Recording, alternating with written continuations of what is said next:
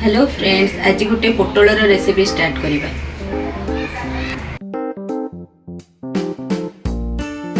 प्रथमे पोटल को चांची करी पानी रे धोइबा पई पकेइबा। पोटल चांची हे साला परे गोटे पोटल को 2 पीस करी काटि। एबे आलू रो मध्य चोपा छड़े आलू को भी काटि दबा।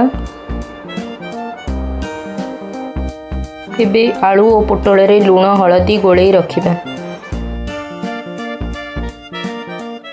एबे मसला प्रस्तुत पाई गोटे जार रे किछि अदा रसुण टमाटो काजू एवं कंचा लंका को नहीं गोटे फाइन पेस्ट प्रस्तुत करिबा।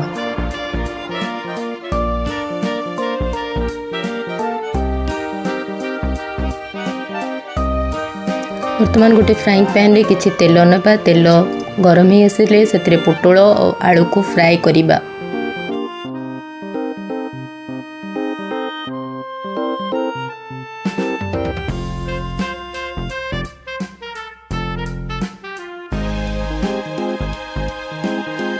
एबे गोटे पियाज को काटी करी रखिबा।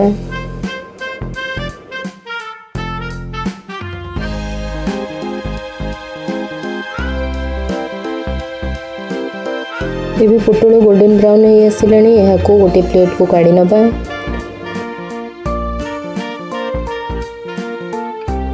एबे आलू को फ्राई करबा पई तेल रे पकेबा। आलू भी गोल्डन ब्राउन हो आसिलानी। ताहा को भी प्लेट को काढी नबा।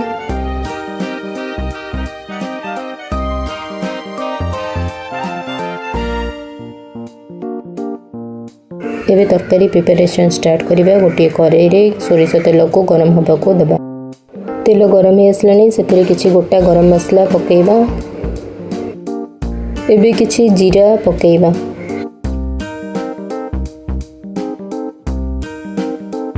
एबे काटिकी रखिथिबा पियाज को पकेइबा।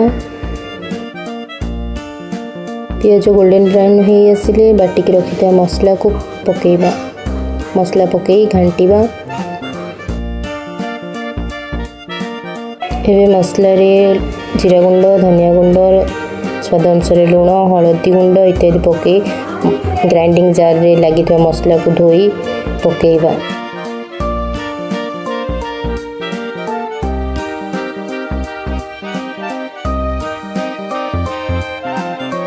मसला को घांटी करी लो फ्लेम रे किछि समय पई बसेइबा।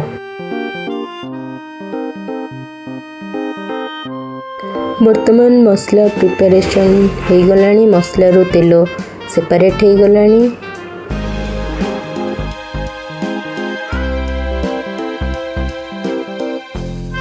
एबे सेथिरे भाजी के रखिथिबा पोटल और आलू को पके आ किछि समय कसिबा।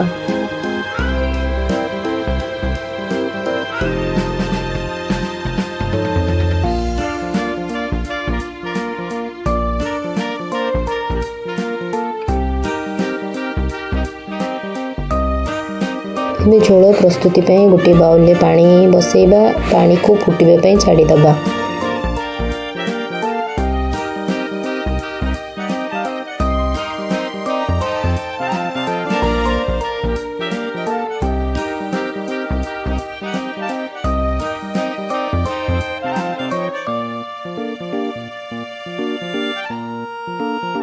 एबे पानी फुटी आसिलानी।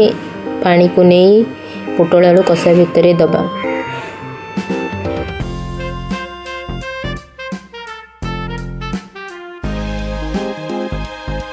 पानी फुटी आसिले ताको घोड़े के 5 ରୁ 10 मिनिट बसेइबा।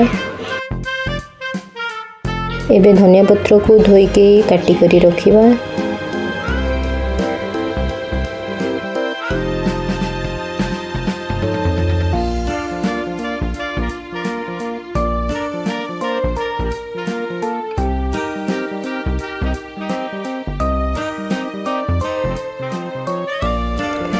वर्तमान तरकारी प्रस्तुत हो आसिलानी। सेथिरे काटिकी रखिथिबा धनिया पत्र को ऐड करिबा एवं घांटी दबा।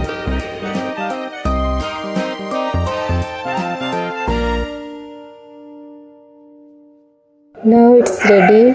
It's time to eat delicious Potala Korma.